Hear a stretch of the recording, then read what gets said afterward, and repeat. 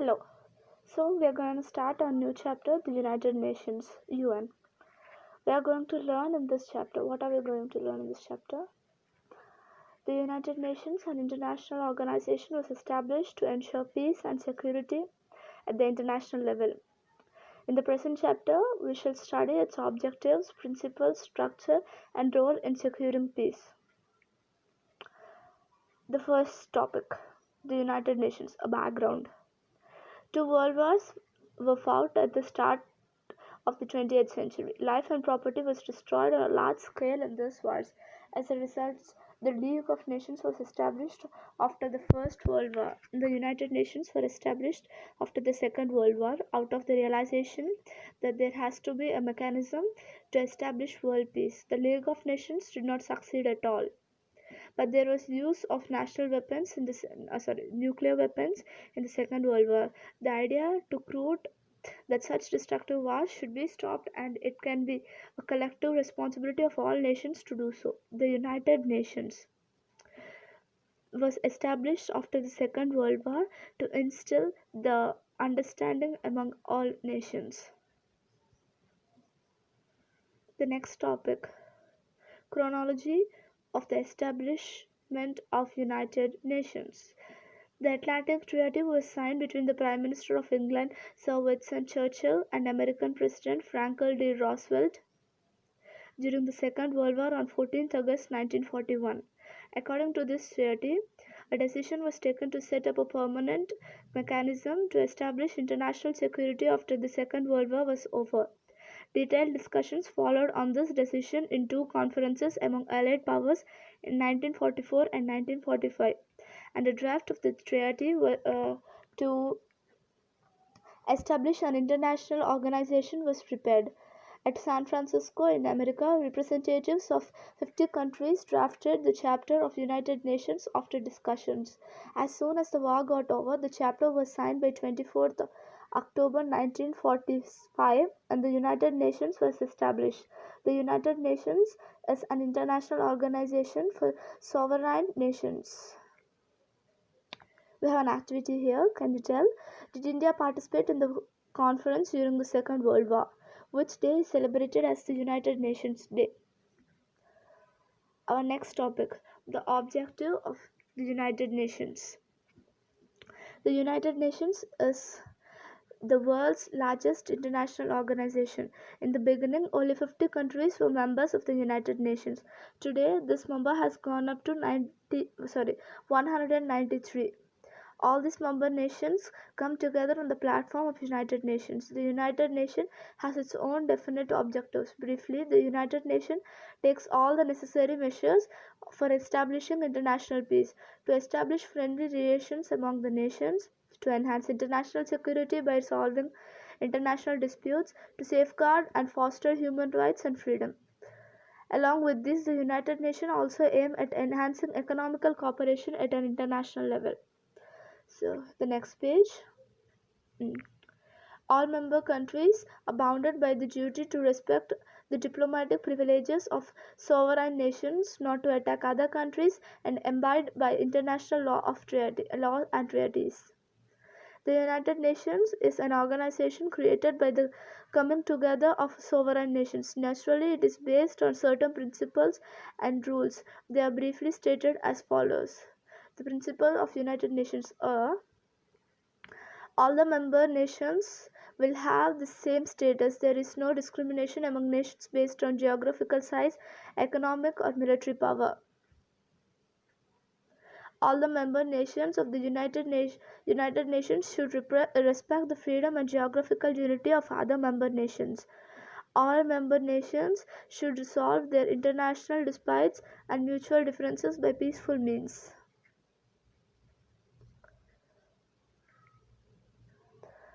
We have an activity here. Can you answer the following questions?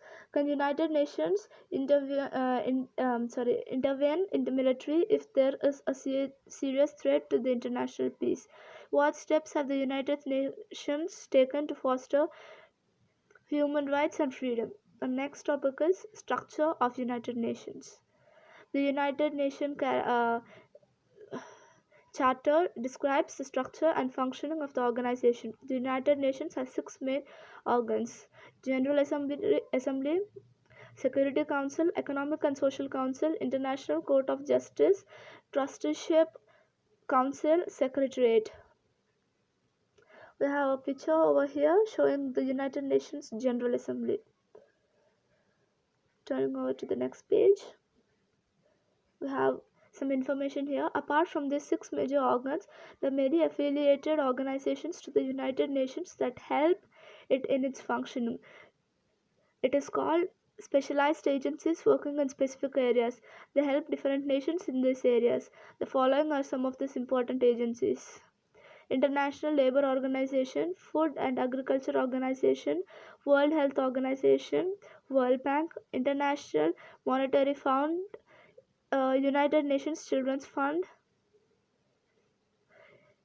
United Nations Educational, Scientific and Cultural Organization. And next topic is General Assembly. All the member countries are members of the General Assembly. The position and status of all the countries, whether they are rich, poor, big or small, is the same. Every year the General Assembly meets in its session from September to December. During the session, the General Assembly discusses important issues like environment, disarmament, etc. The decisions in the General Assembly are taken by majority. These decisions are in a form of resolution. Thus, the General Assembly only passes resolutions. It does not make laws. The significance of General Assembly lies in being a platform for representatives of members nations to come together and discuss and make policies and decisions on issues of global importance. Functions of the General Assembly. First one, to elect the non-permanent members of the Security Council. Second one, to choose the United Nations Secretary General and the judges of the International Court of Justice in ICJ in consultation with the Security Council. Third, to pass the annual budget of the United Nations. We have a box here, the information here. The headquarters of the United Nations are at New York. English, French, Russian, Spanish, Chinese and Arabic are the official languages of the United Nations. Security Council. There are 15 members in the Security Council. Of course, of them, 5 are permanent members while 10 are non-permanent members. The non-permanent members are chosen every 2 years by the General Assembly. America, Russia, England, France and China are permanent members of the Security Council. They have the veto power. For any decision to be taken, the assent of all the 5 permanent members and 4 non-permanent members is necessary. If even one of the 5 permanent members uses his veto, that is, gives a negative vote, the decision cannot be taken. Functions of the Security Council. The main responsibility of the Security Council is to maintain international peace and security. The Security Council may suggest one among the following alternatives in situations of international conflict: end or resolve the conflict and make efforts to establish peace, impose economic sanctions, or take a decision of military actions against the aggressive nation, to make policies of arms control, to play a joint role among with the General Assembly in the appointments of the judges of the International Court of Justice and the United Nations Secretary General. Suggestions have been made to reform the Security Council and make it more democratic. India is making efforts to get the permanent membership of the Security Council. Next page and next topic, Economic and Social Council. The main objective of this organization is to coordinate with economic and social policies of the United Nations. The council has 54 members. They are selected by the General Assembly. Each member has a tenure of 3 years, and each year one-third of the members are newly chosen. Decisions are taken by the majority vote. Functions: initiate discussions at the global level on issues like poverty, unemployment, economic and social inequality, and suggest policies to tackle these problems. Second, discuss issues like women questions, empowerment of women, human rights, fundamental freedoms, global trade, health related issues, etc., and make decisions. Third one, make efforts to establish cultural and educational cooperation at the international level. Fourth one, coordinate with coordinate the functioning of the different organizations working in the association with the United Nations. Secretariat. The Secretariat has the responsibility of carrying out the administrative tasks of the United Nations. The chiefs of Secretariat is the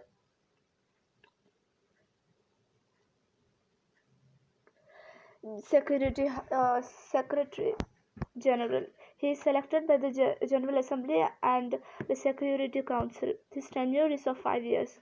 Functions. First one, to call international conferences on global problems like climate change, human rights, disarmament, etc. Second, to organize the meetings of General Assembly and Security Council. 3, to compile information. 4, to supply information to the media.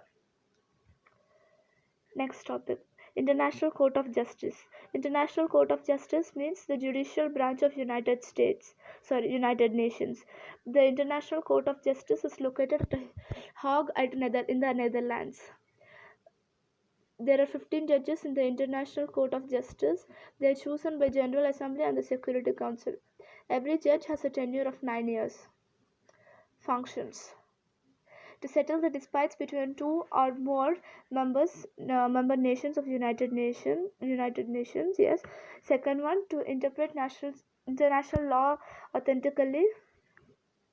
Third one, to advise various organs or subsidiary bodies of the United Nations about legal issues. We have an activity here. Let's write the names of the United Nations Secretary Generals till now. First one. Second one, it is necessary that the Secretary General should be a citizen of one of the great powers, the Big Five. Are citizens of a particular country given priority for being Secretary General? Who is the current Secretary General and which country does he belong to? We have a box of information here about the International Criminal Court. The International Criminal Court is an intergovernmental organization and an international tribunal. Its headquarters is in Hague in the Netherlands.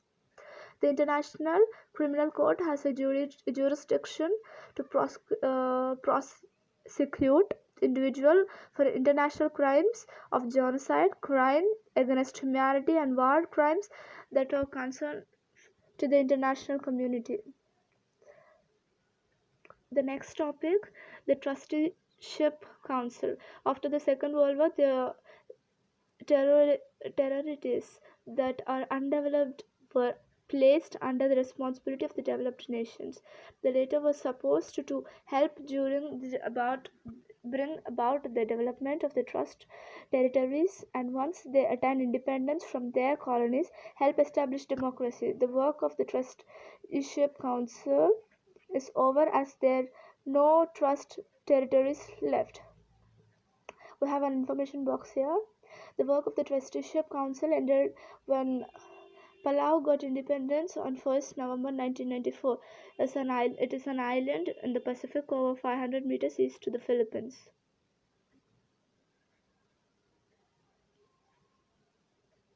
Next topic, Millennium Development Goals. The United Nations nations come together in 2000 and decided upon the development goals for a new millennium. Some of the important goals are as follows: to eliminate poverty and hunger, to make the facilities of primary education available, to bring about women empowerment, reduce infant mortality rate, to take special care of the health of the pregnant women, to fight diseases like AIDS, malaria, etc., to protect the environment and increase the cooperation between developed and developing countries. A time period has been decided to achieve these goals. India has made considerable progress in the direction of achieving the Millennium Development Goals with the help of Unicef and UNESCO. We have information about the two organization. UNICEF is affiliated organization to the United Nations. It works towards making nutritious food and healthcare available to children. Several workshops were organized in India to find out measures to overcome malnutrition among babies and children. UNESCO, another affiliated organization to the United Nations, works towards peace and security in the world by promoting cooperation between member countries in the fields of education, science, and culture. Our next topic is United Nations and preservation of peace. The object of United Nations is to settle international conflict peacefully. The United Nations Charter lays down the ways and means to be employed to achieve this goal. It includes appointing the intermediary acceptable to the nations involved in the conflict, use a legal procedure, appoint an arbitrator to solve the dispute, and if needed to take recourse to military means and ensure that conflict will not occur again. In modern times, human security has been threatened by terrorism, racism, and religious conflict. As a result, the functioning of securing peace of United Nations was acquired a lot of importance. The United Nations makes efforts to ensure the violence does not erupt in stripped-down areas and normalcy is restored as soon as possible by, for example, starting schools, creating awareness among the people about human rights, make social, economical, and political facilities available, conduct elections, etc. Turn into the next page. We have a small activity here. Find out about the campaigns run by the United Nations to establish peace in countries like Yugoslavia, Namibia, Cambodia, Somalia, Haiti, Thailand, etc. Make a list of names of member countries which are at forefront in sending their troops for United Nations peacekeeping forces. Indian peacekeeping forces. It's a picture of Indian peacekeeping forces. Our next topic is United Nations peacekeeping. The peacekeeping activity of the United Nations involves creating appropriate circumstances favorable for bringing about permanent peace in stripped-down country areas. The peacekeeping forces help these areas to progress towards peace. In conflict-ridden areas, security is provided and at the same time, help is extended for establishing peace. The United Nations keeps up peacekeeping as one of the tasks for safeguarding and fostering peace in the world. Following things are other actions the United Nations may take supplementary to peacekeeping activities. First one, prevention of conflict and mediation. Second, actually establish peace. Third one, implement the measures for protecting peace. Fourth one, peace building. A final topic in this chapter is the United Nations and India. India has participated in different conferences that were held before establishment of United Nations. India has participated in bringing issues like decolonization, disarmament, racial segregation of the United Nations platform. In 1946, India was the first country to raise the question of racism in the United Nations. India has always led the discussion about the problems of undeveloped and developing countries. India has always sent her troops to participate in the United Nations peacekeeping forces. Not just that, India has sent an all-women peacekeeping force as well. This is evident from the foregoing analysis that India makes serious efforts to solve international conflicts by peaceful means. We have an activity. I'll read the questions for you. First row.